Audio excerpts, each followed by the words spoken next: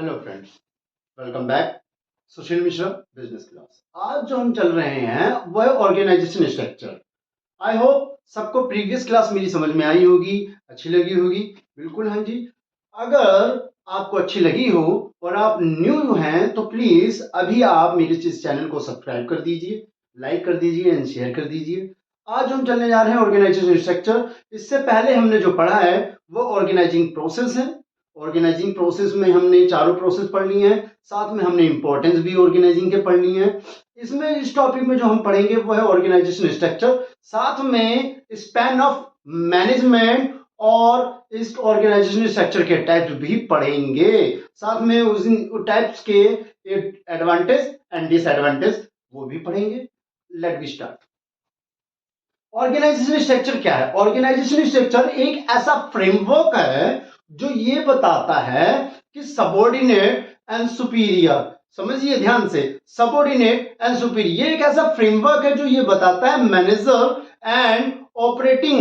बिल्कुल हाँ जी, देख लीजिए, it's a framework within which manager and operating task are perform. एक ऐसा फ्रेमवर्क है जहां पर मैनेजर और काम करने वाले सबॉर्डिनेट मिलकर काम करते हैं। इसे हम बोलते हैं ऑर्गेनाइजेशन स्ट्रक्चर। आपको ये वाली डेफिनेशन तो बिल्कुल याद करनी है। अब अगला बोलता है रिलेशनशिप। ये क्या है? Relationship between people, work and resource.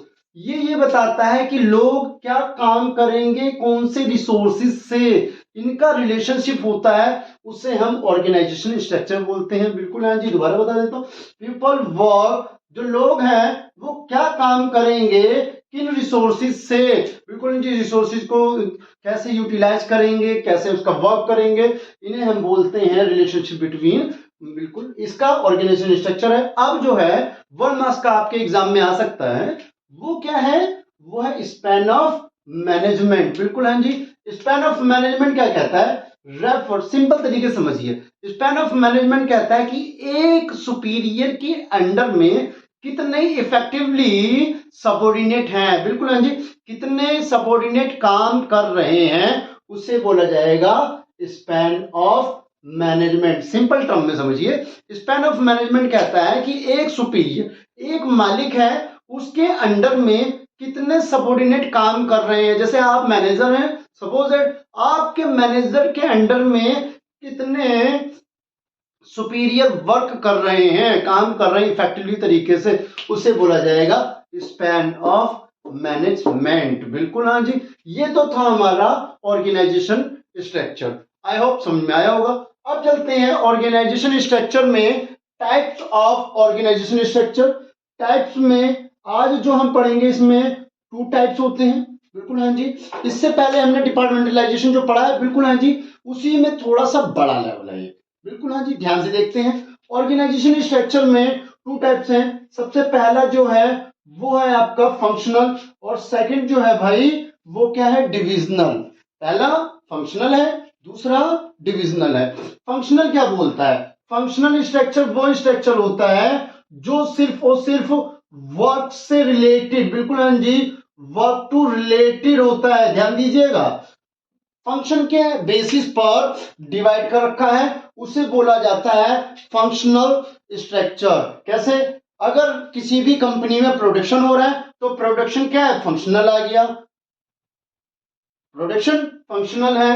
Purchase functional structure है। फाइनेंस फंक्शनल स्ट्रक्चर है। ये जो है production, purchase, finance, marketing example लिखे हुए हैं, ये किस में आएंगे? फंक्शनल स्ट्रक्चर में आएंगे। बिल्कुल हाँ जी, ये वर्क या फंक्शनल के बेसिस पर होता है। बिल्कुल हाँ जी, फंक्शन के बेसिस पर होता है। किसी भी ऑर्गेनाइजेशन में, बहुत सारी ऑर्गेनाइजेशन में क्या होता है? फंक्शन के बेसिस पर बांट दिया जाता है कि क्या ये प्रोडक्शन फंक्शन है, ये मार्केटिंग फंक्शन है, ये फाइनेंस फंक्शन है, एसेट्रा। ये फंक्शन आ गया आपका। ये क्या बोलता है? कहता है ग्रुपिंग जॉब अंडर 1 डिपार्टमेंट। बिल्कुल हाँ जी, एक डिपार्टमेंट में रहकर ये सारा काम किया जाता है। एक डिपार्टमेंट क्या हुआ? कोई भी एक डिपार्टमेंट हो, उसमें ये मिलकर काम करता है। डिपार्टमेंट अभी नीचे देख लेते हैं। अब आता है सेकंड जो है डिविजनल स्ट्रक्चर। डिविजनल नाम से पता चलता है डिपार्टमेंट। क्या पता चलता है? डिपार्टमेंट कर लो, उसे बोलते हैं डिविजनल। यहां पर प्रोडक्ट को लेकर डिपार्टमेंट बनाया जाता है, ध्यान से दीजिएगा, प्रोडक्ट को, बिल्कुल हाँ जी, ध्यान से देखिए, यहां पर प्रोडक्ट टू रिलेटेड होता है, किससे होगा, प्रोडक्ट टू रिलेटेड, बिल्कुल हाँ जी, जैसे कॉस्मेटिक दिया है, गारमेंट्स, फुटवियर, केमिकल्स, ये क्या है, प्रोडक्ट है, इनसे रिलेटेड डिविजनल स्ट्रक्चर में आ जाएगा, बिल्कुल है जी। अब समझा देता हूं कैसे। सपोज दैट आपके पास में कॉस्मेटिक्स है, कॉस्मेटिक्स में सारे फंक्शन आएंगे, कौन कौन से आ जाएंगे, production, purchase, marketing and finance. Production जो होता है वो मल्टी मतलब मल्टी फंक्शनल यूनिट के लिए होता है, मल्टी फंक्शनल, बहुत सारे फंक्शनल एक ही डिविजनल में आ जाते हैं, एक ही डिपार्टमेंट में आ जाते हैं, उन्हें बोला जाता है डिविजनल स्ट्रक्चर। और फंक्शनल एक होता है, परचेज, सेल, फाइनेंस, प्रोडक्शन, ये फंक्शनल है। और डिविजनल ये सब एक में ही आ गया, किस में आ गया, सब उधर गारमेंट्स है, गारमेंट्स में ही आपका परचेज भी आ गया, सेल भी आ गया, इसी में आपका फाइनेंस भी आ गया, मार्केटिंग भी आ गई, इसमें ये सारा एक में ही आ गया। ये मल्टी फंक्शनल के लिए होता है, ये सिंगल फंक्शनल के लिए होता है, एक है, ये दोनों चीजें, दो टाइप्स होते हैं। आपको नोट करना है, नोट कर लीजिए, 2 मिनट में वापिस आते हैं।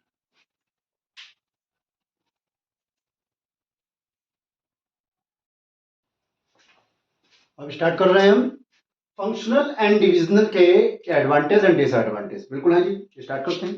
फंक्शनल, फंक्शनल के एडवांटेज क्या है, फंक्शनल के एडवांटेज हैं कि ये फंक्शन स्पेशलाइजेशन होता है, फंक्शन में क्या, प्रोडक्शन,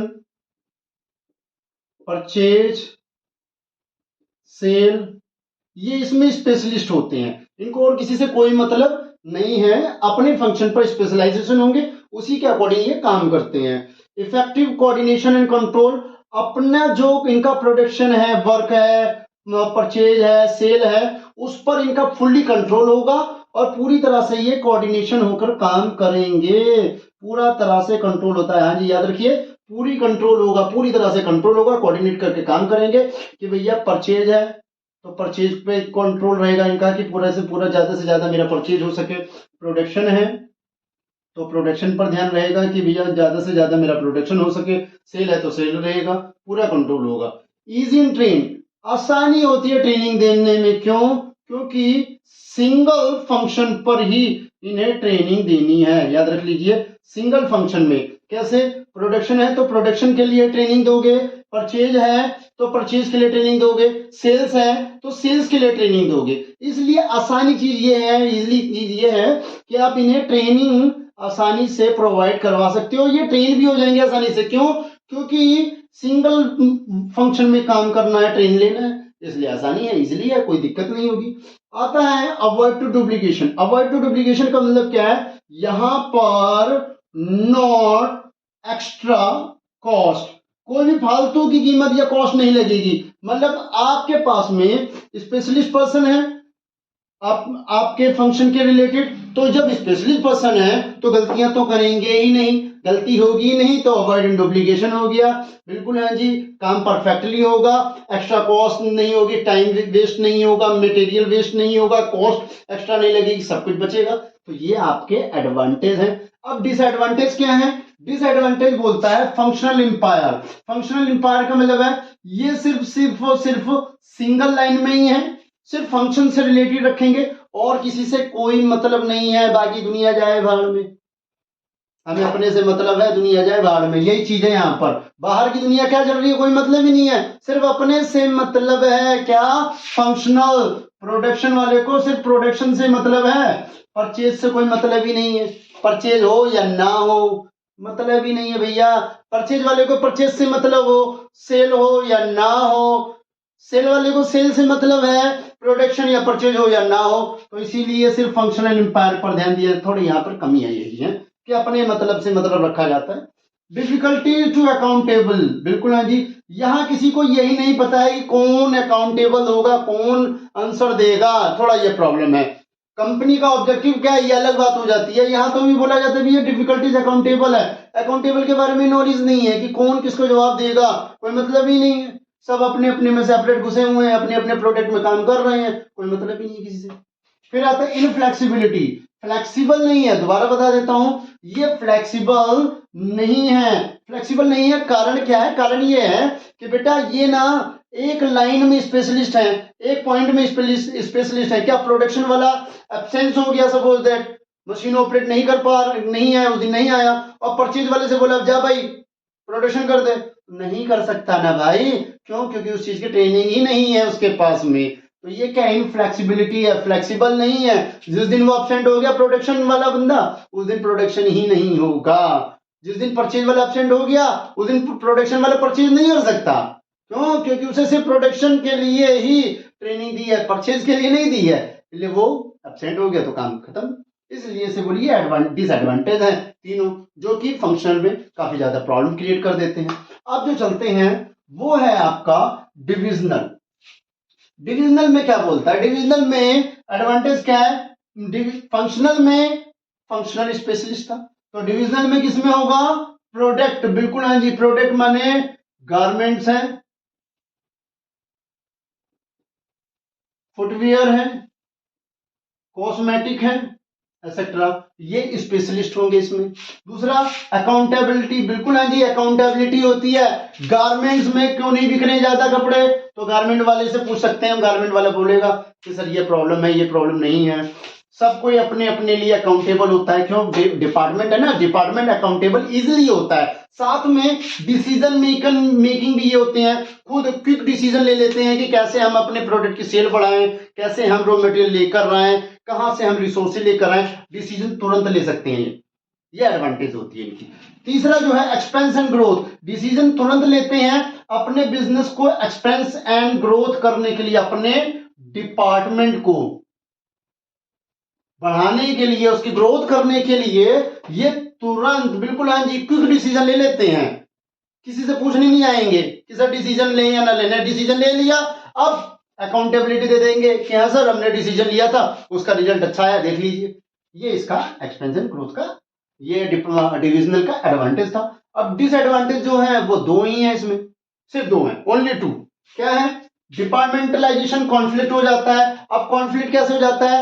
रिसोर्सेज को लेकर, फंड को लेकर कॉन्फ्लिक्ट हो जाता है।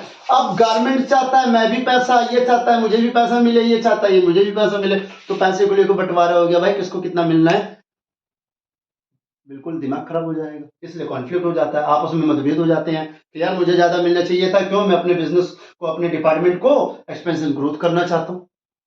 फुटवेयर वाले ने कहा मुझे ज्यादा जरूरत है रिसोर्सेज की, मुझे दो। कॉस्मेटिक वाले ने कहा मुझे ज्यादा जरूरत है तो मुझे चाहिए, तो थोड़ा कॉन्फ्लिक्ट हो जाता है।